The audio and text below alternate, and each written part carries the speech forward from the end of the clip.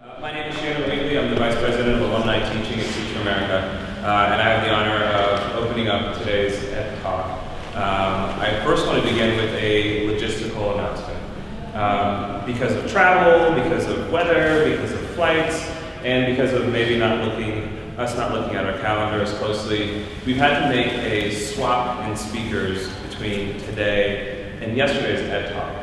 So, yesterday, there were folks who were excited, who had come and traveled miles to hear Edward Chambers speak. And instead, they had Alex Dry. So first, they threw tomatoes at me, but then after hearing Alex, they were equally inspired.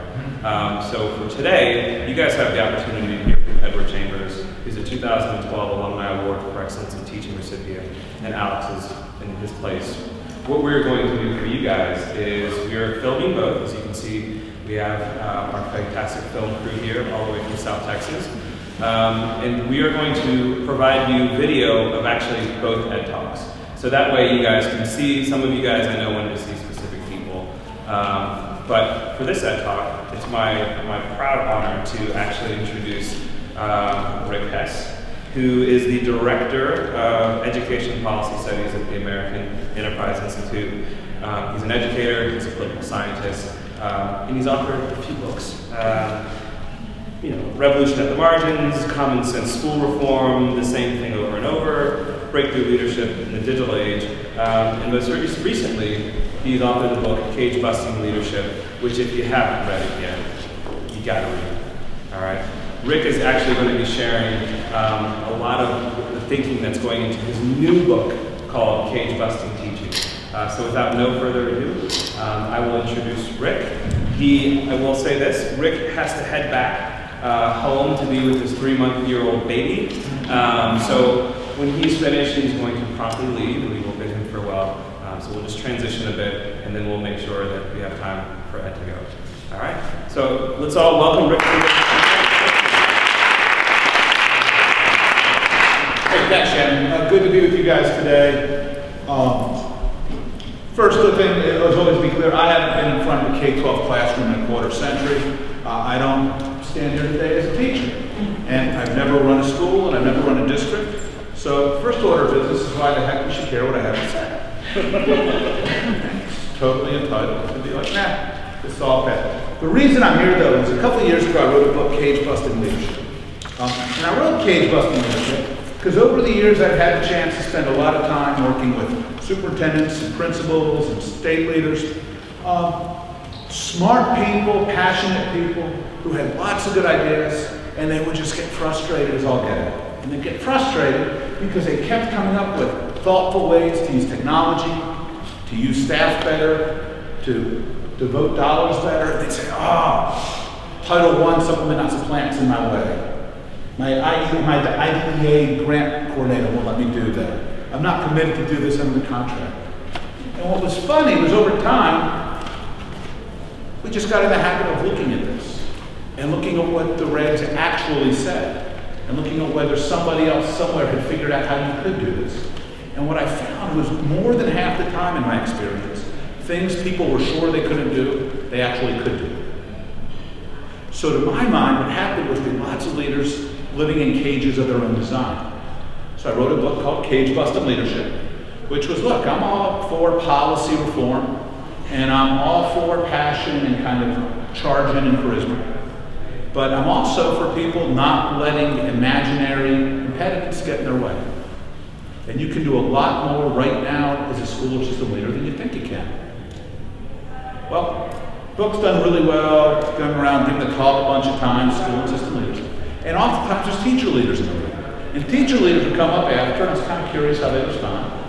And they generally came up and they said, Rick, actually, I like this. I like the way you're talking about it. This stuff feels like it applies. Here's the problem. All of your advice is totally useless.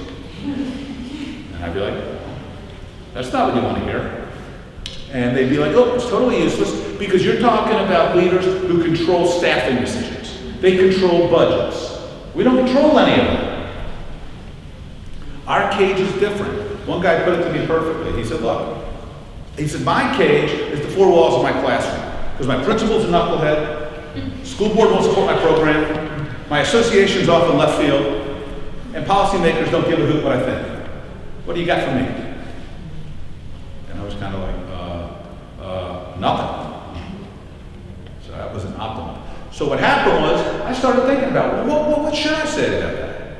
Because I'm somebody who believes, my PhD is in political science, I'm somebody who believes that policy has a huge role to play in creating great schools.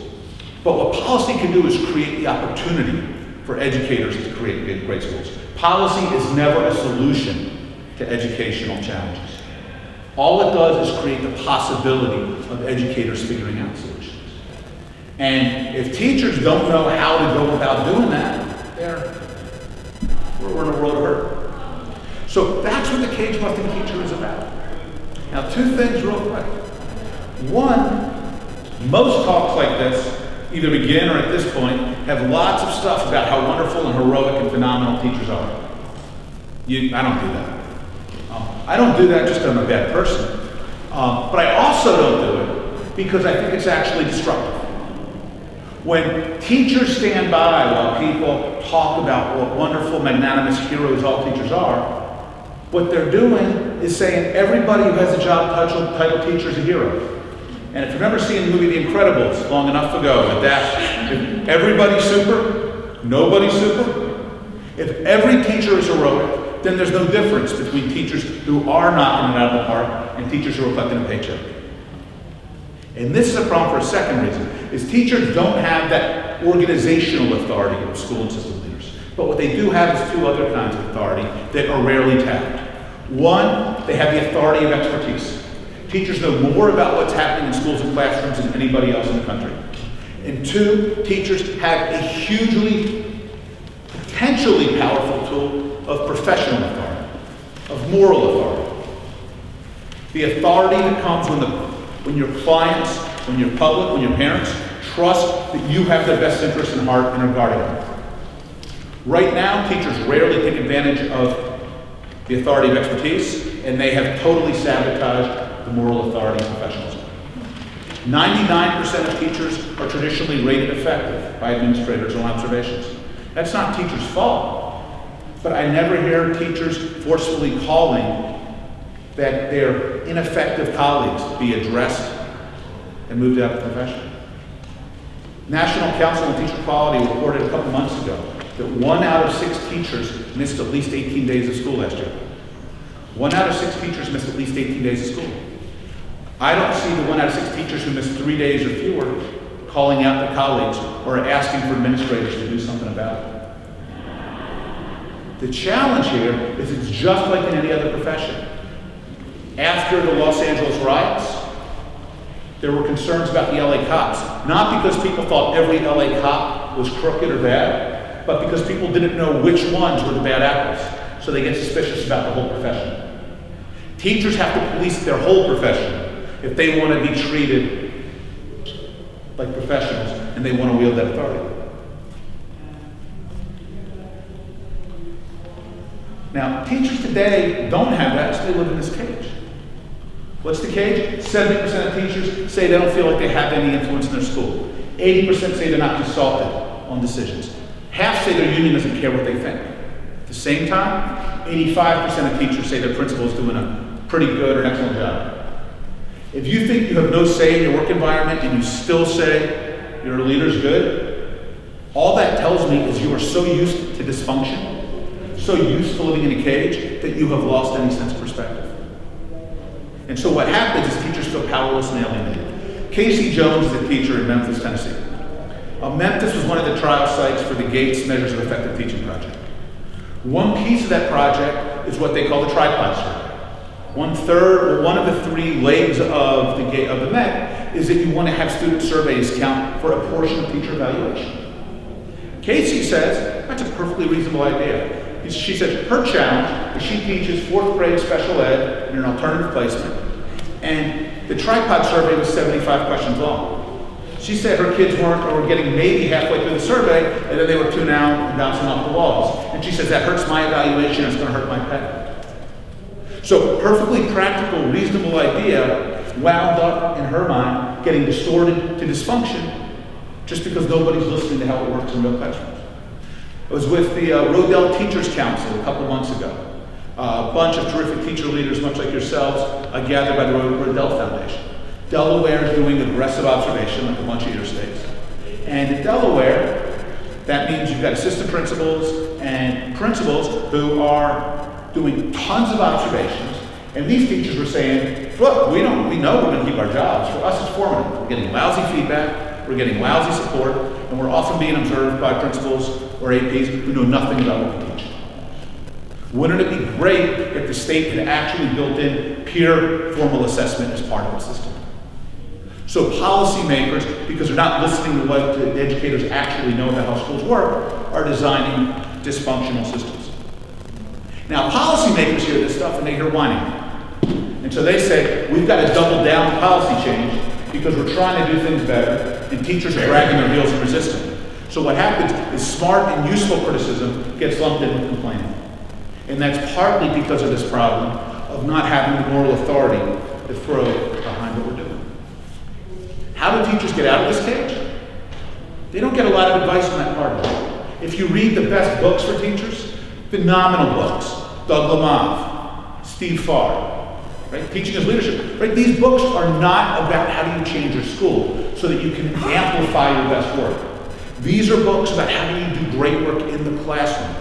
If you read the works on teacher leadership explicitly, they tend not to talk about how do you change school, how do you change schools, how do you stop having lousy PD waste your time, how do you stop having awful meetings drain your energy. Instead, they talk about big, important social causes, social justice, poverty, multicultural education. That's fine, but it doesn't tell teachers how do you take schools which are sucking your time, passion, and energy and let you instead do your best work.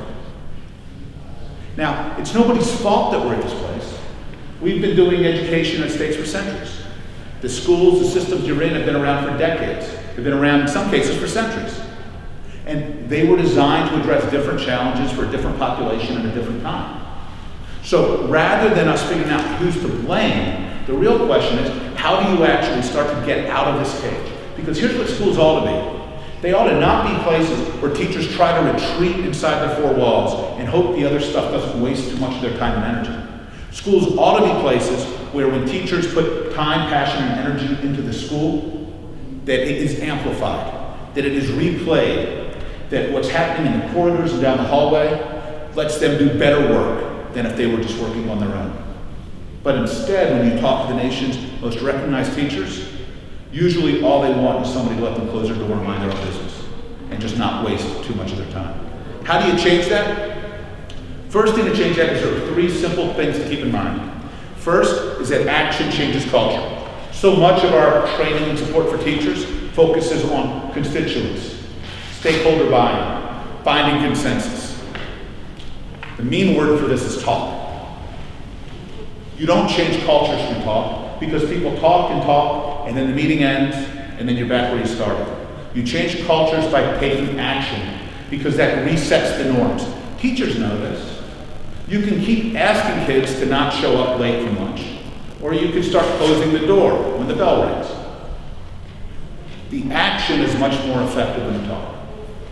Second, cage busting starts by being small and concrete. It's easy for teacher voice groups today to get excited teachers to want to go to the state capitol and talk to policymakers and maybe think about how we can change what's going to be in a big evaluation bill. The likelihood that plays out the way you want or has real concrete benefits for you in your classroom, those are pretty long odds. The real changes that give teachers back their time, their talent, and energy is if your announcements take 6 minutes every morning, that's 30 minutes a week, that's 18 hours a year. You can close your door, but you're still losing 18 hours a year with your kids. What can you do in an era of smartphones and email and Twitter that schools don't need to spend 6 minutes each morning chewing up your instructional time? If you were sitting in a useless PLC for 45 minutes a week because it's disorganized or because nobody's practicing what they're doing before they're delivering it, how do you change that? That's 25, 27 hours a year and time that could actually improve your practice rather than not. Third, practice comes before policy. Before we start worrying about what policy solutions can be, let's figure out if we can fix this in the here and the now. Let me give you a real simple example. John Soleil grew up in Terrebonne Parish, Louisiana. Just egregious racism. John's Native American, came back to the district, could have talked a lot about social justice, about trying to right these big ethical. He said, look, here's the real problem. The real problem is we've got about 130, 150 Native American kids a year who should be graduating in Terrebonne, and we're graduating 5 or 10. He said, let's worry about solving that. So what he did, he said, look, one thing that's going on is Native American parents don't come to the school. They don't feel welcome. They don't know how to talk to these teachers. They feel intimidated. So we started reaching out to them. Started giving them materials. Second thing is the kids saw no value in graduating. They said, I'll go work on a shrimp boat. I'll go work on an oil rig. Who cares? So there's something called Mr. Charlie's Rig Museum in Terrebonne. Started taking the high schoolers over there and saying, let's see how this actually works. They said, you know what? Oil rigs are a lot less fun than they sound.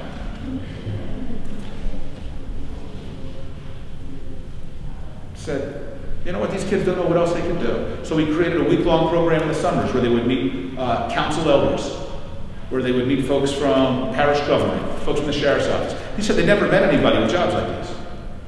6 years later, instead of 5 to 10 Native Americans graduating a year in Terrebonne, about 105. He didn't change the world. These kids aren't all magically wonderful now, but what he did was he made a real, significant, important difference both in those kids' lives and the culture of schooling in that community. Because he acted concretely, he focused on questions that he could actually control. Formula for doing this is real simple. How do you get out of the cage? You identify a problem that you can solve. Let's stop wasting my time. Let's get the professional support we need. Let's operate that tutoring program. Let's take these kids to Bolivia for 2 weeks. You figure out a solution that will actually address it, that doesn't tell somebody else they need to give you more money. And then you help your boss figure out how to make it happen. You don't say, can I do this? You say, how do we do this? You invite them in because the vast majority of principals and soups I know actually care just as much about a classroom teacher's kids as they do. It's just they've got a different perspective on the challenges. So let me bring this back real quick. So Casey Jones, I didn't actually tell you the whole story.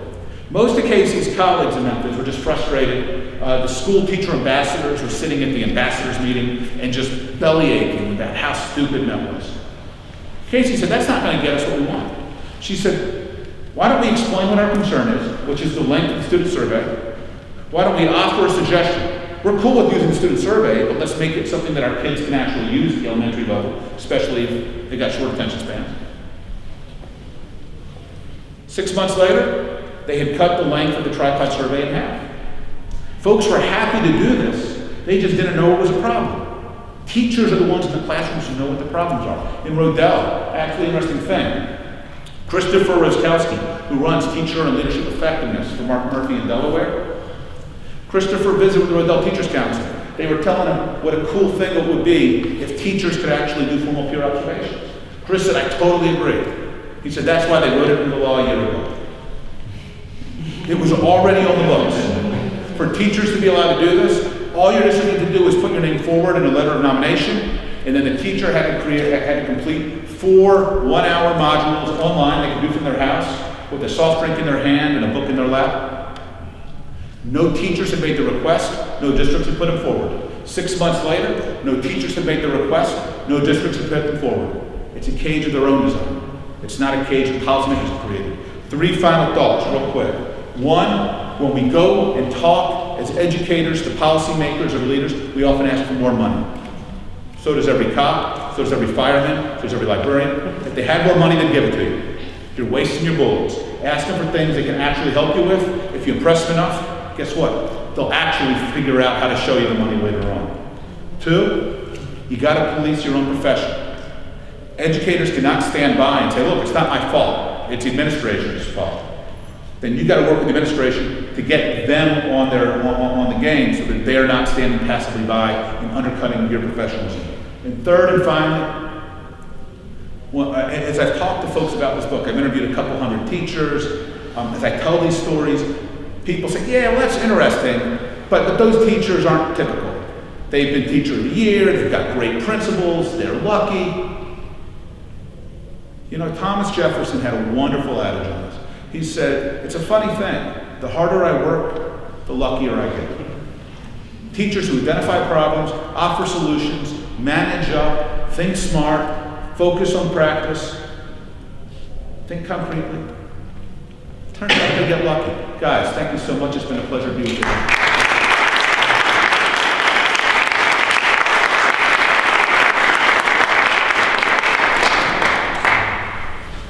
You guys, let's just thank Rick again.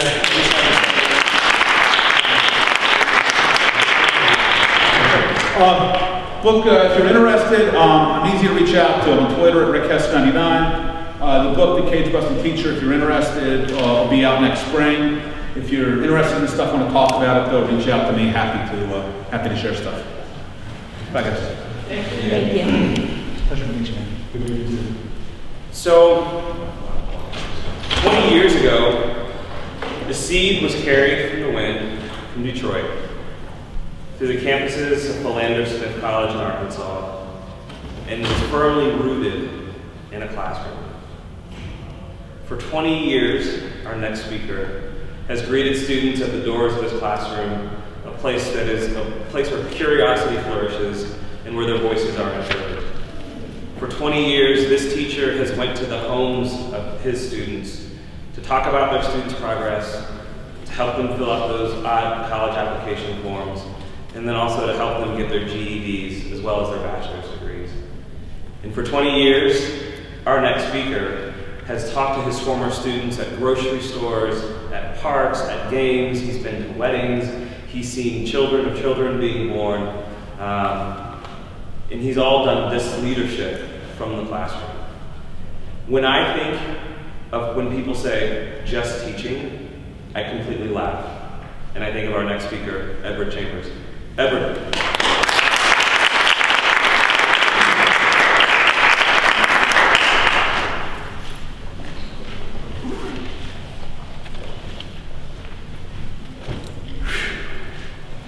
It's actually 22. 1992, Eastern North Carolina woman. And I'm nervous. I'm probably sweat bullets the entire time. But here it goes. When most people are troubled, they often ask themselves why or how. You can ask those questions in a variety of situations and find both equally hard to answer. Toni Morrison, in the closing lines to the prologue of her book, The Bluest Eye, writes, "There's really nothing more to say except why. But since why is so difficult, one must take refuge in how. My battle with why and how began in 1985 when I entered college and found myself in remedial English. I was a decent writer, a voracious reader, and had the grades to prove it. But I was befuddled, bewildered, and belaboring the question of why didn't I pass the test? That question, the feeling of that moment plagued me. And I stopped asking why and started asking, how could I not pass the test? As I prepared in 1992 to take my English degree to the classroom, I found my struggle with why and how resurfacing. I wanted to draft a cover letter and not illuminate that struggle and ran across these words. I want to teach so that no student has to discover that the grades or their transcript hold less value than the ribbon required to print. Students should have no questions, no surprises, and no doubts about the education they have received." What I didn't know at that time was that that would become my foundational belief as a teacher, that students should feel prepared and be prepared. But as Morrison wrote, why sometimes really is difficult to handle, especially when questioning your decision to become a teacher. Why relegate myself to a thankless job? Why become an overworked, underpaid, and occasionally abused teacher? Overwhelmed by why, I resorted to the habit of how. How do I want the room to look on the first day of school? How How do I want to present myself? How many steps did Madeline Hunter say were in the lesson plan? How do I manage high schoolers for 180 days? Today, if somebody asks, Ed, why do you teach? My reply, because I love it. I love it because those words still are rooted in me today. Those words from 1992 are still rooted in me. As teachers, we all know there is some philosophical rock upon which we build our educational creed. There are some ideas, some experience that we adopt as our guiding light. However, sometimes the glow of that guiding light is dimmed because we didn't anticipate some of the extraneous things we encounter as teachers. We didn't know the schoolhouse would be just as fraught with politics as the White House. And we didn't know that No Child Left Behind would do exactly what it promised not to do. And we didn't know that some school systems would ask us to take our why and how and put it in a manila folder, take it down to the records room on the other side of the school, and only review it for yearly evaluations. See, we became teachers for a plethora of reasons. And sometimes school districts force a why and how on us without any regard for the philosophies we've adopted to guide who we are in the classroom. And it is at those times we must question ourselves and question the systems in which we work. We must question ourselves when school systems attempt to subjugate our personal being with bureaucracy and ideology masked as new pedagogy. We must question when accountability is more concerned with the quantitative review and not the qualitative experience.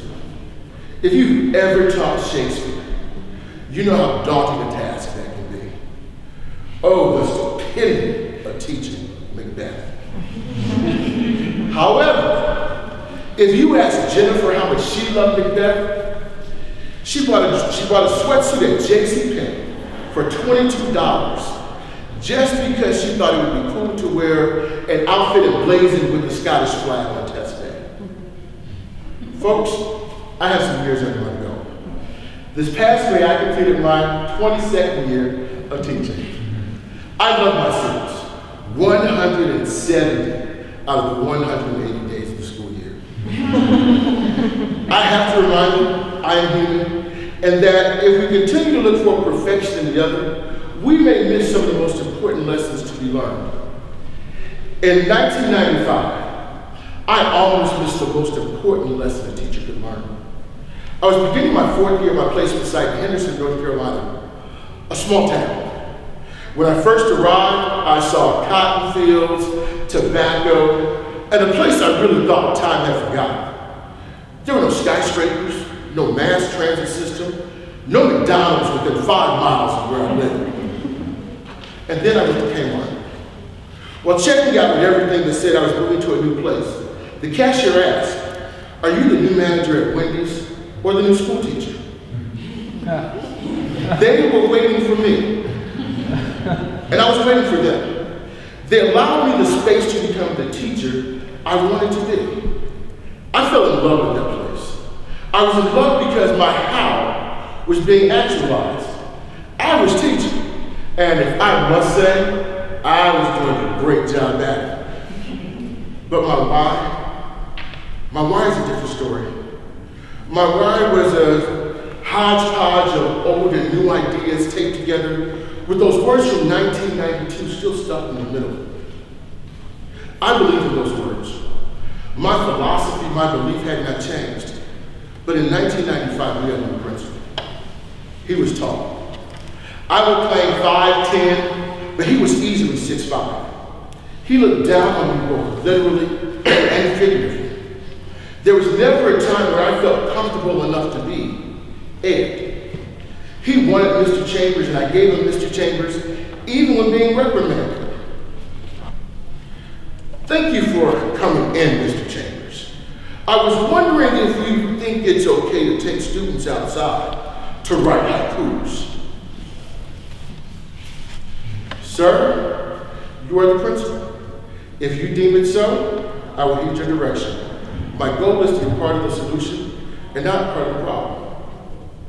As I walked out of his office, I tore a piece from my tatted tape white page. Then another piece ripped, another piece shredded, and a new piece added by the principal in order to make my wife feel complete. But I and my wife were falling apart. Julia Alvarez calls it the aha moment. That moment when you realize there's some grand idea, something bigger that you turn to and then run to because you feel compelled to move. One Friday afternoon, I stopped by the records room to pick me up out of my manila folder because I'd had an aha moment and I knew I needed to see the principal. I walked into his office and he looked down, he looked up, still looking down at me, and I sat down waiting for him to make eye contact. And once he did, I said, "Hey, I just want to let you know, I'm leaving at the end of this year." I told him I want to get back to CityLink. He replied, "Thank you, Mr. Chambers. Is that everything?" I've been dismissed. Again, literally and figuratively. But I walked out of that office holding my why and how a little tighter. He was the boss who didn't understand my philosophy, and I was an idealistic fool who still believed in those words I wrote in 1992. As teachers, these philosophies that we develop carry their own brand of arrogance. It's like a child discovering Superman for the first time. He drapes a towel around his neck, runs around with outstretched arms, trading out the towel until he has a sheath to better mimic Superman's billowy cape. If you wear a cape, there is nothing wrong with that. If you have chosen to be Clark Kent, there's nothing wrong with that. At one school, when the principal would bring visitors around by my classroom, he would introduce me as the king of the school. When I became Teacher of the Year, they actually awarded me a crown, robe, and scepter. But what happens when the king is reduced to a vassal? I know what happens. And what happens, to paraphrase Rudyard Kipling, when a teacher is forced to watch the things they gave their life to broken? I know what happens.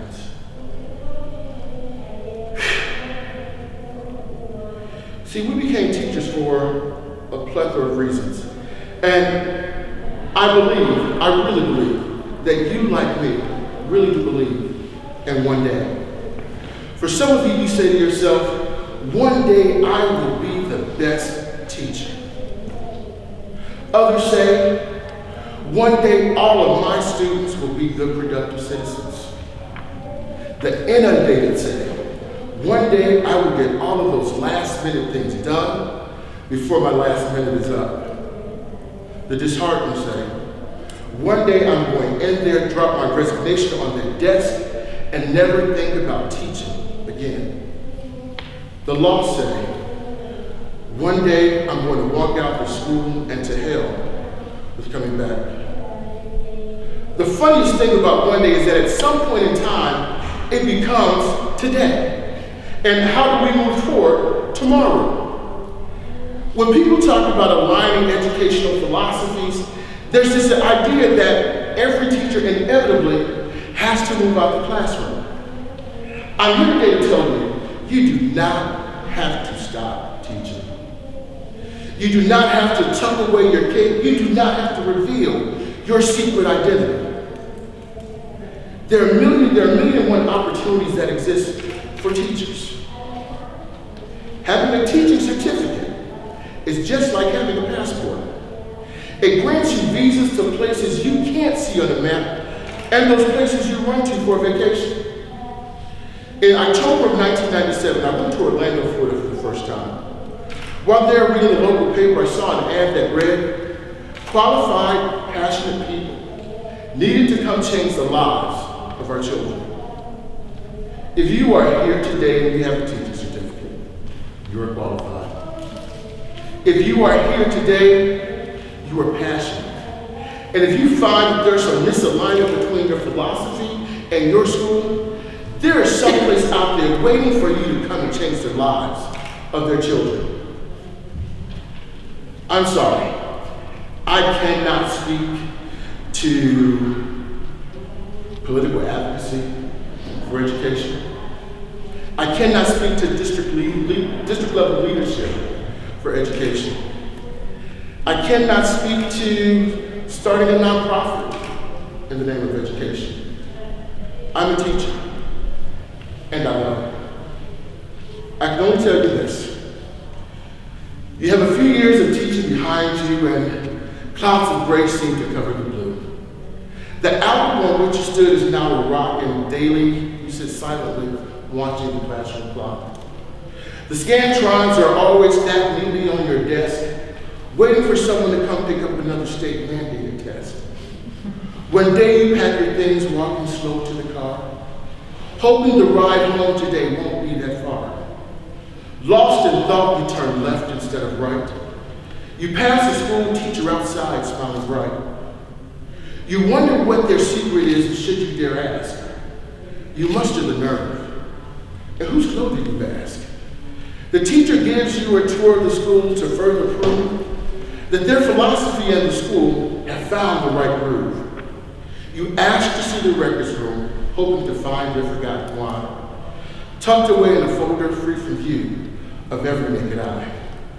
Folders for every kid could be found from end to start. You ask the teacher where's their why, and the teacher touched their heart. The teacher laughed and said, oh, you're in that type of school. Come, take a shoe off, dip a toe in our pool. You start with the toe and then swing over your head because you realize you've allowed your philosophy to be put to bed. You find your resolve and tell the kids you'll always love them so. And you go to the new school hoping your rock will grow, hoping it will become a mountain destined to grow tall, hoping, believing this time it will hold you, and this time you won't fall. But if you do, don't fret, don't worry, don't fear. Just hit repeat again, and the answer will be near. Right. The answer will be near. Yeah, sorry folks, brain fog. The answer will be near. Repeat, oh yes. Because you have a mountain to stand on, and you just can't be beat. In August, in approximately 3 weeks from now, actually, I will begin my 23rd year of teaching. I am returning to school number 6. I am still that kid who is disappointed about remedial English. I am still that kid who believes that students should not be surprised when they get to college. I am that somebody who has come to understand that opportunity isn't walking away, it is walking your walk and walking it down as many hallways as you believe you can handle. Believe that you can be the best teacher a student could ever have. We do not have to give up the why that drives us to stay in that classroom. And the next time you're down by the records room, pick up your manila folded why and run. Run to as many schools as you believe will hold your philosophy. And finally, just run until they tell you, we hate to see you retire. Thank you.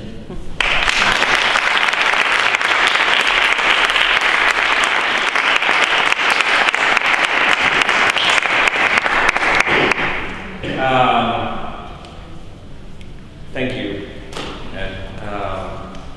That was miraculous. I have no words to follow that, outside of just encouraging all the folks who are still in the classroom. I have the privilege to know a lot about a very small group of teachers. So Edward was a 2012 Alumni Award for Excellence in Teaching recipient. We are 2013s and our 2014s, who you guys met last night. I know a lot of these stories, and I know you guys also have your stories too. So my encouragement to you guys is to continue to spread the gospel about your work, and then connecting to what Rick said. You know, there are cages that we live in. There are some cages that we create. but man, you guys as teachers have so much power to do so great things. So I really don't, I'm going to stop talking. Ed, can we just give him a